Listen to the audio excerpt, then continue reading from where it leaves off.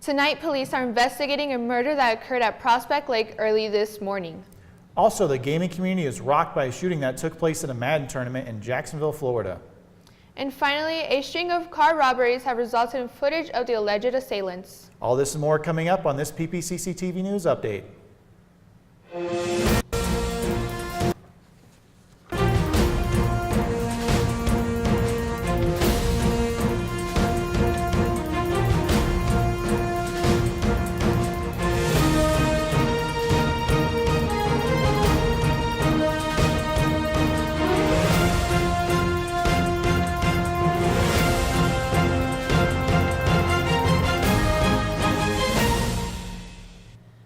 Tonight, police responded near the corner of Hancock and Las Animas by Prospect Lake. Police found a man laying next to a motorcycle with a gunshot wound. Some neighbors reported to PPCC News that they first believed the noises to be fireworks and only later found out their true nature.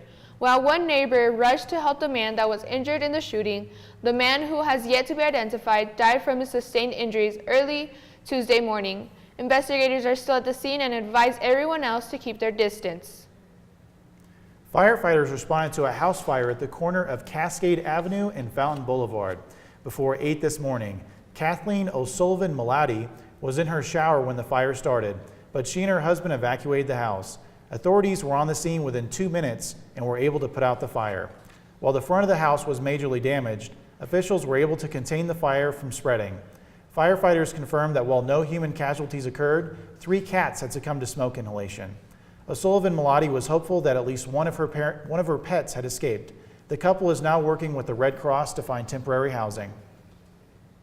On Sunday, a competitor opened fire on fellow gamers at a Madden 19 tournament in Jacksonville, Florida. A football video game tournament was underway at a mall in Jacksonville, Florida, when gunfire suddenly erupted. People could be heard screaming as the shots rang out. Police say an unidentified suspect died at the scene and there are additional casualties. We have deceased victims at the scene. We also have injured people at the hospital, and we will release count. Police have identified the shooter and believe he was acting alone. 2 fires raged across California this week.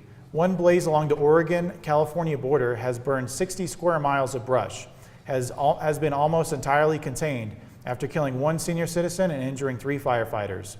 Another inferno continues to blaze around Yosemite that has so far taken 7 square miles of brush. This second fire, dubbed the Ferguson Fire, continues to burn uncontrollably.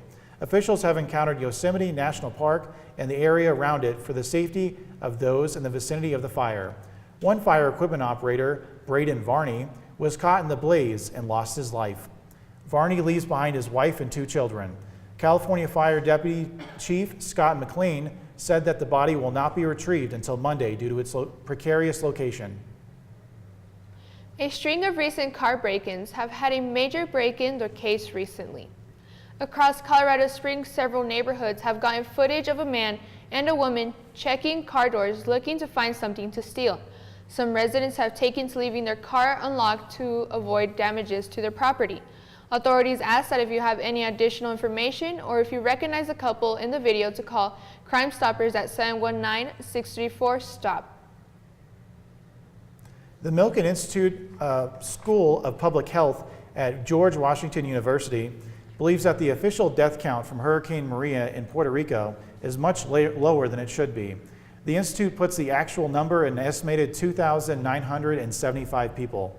This new death count is far higher than the official count of 64, and even that of the previous stopgap number of 1,400 dead.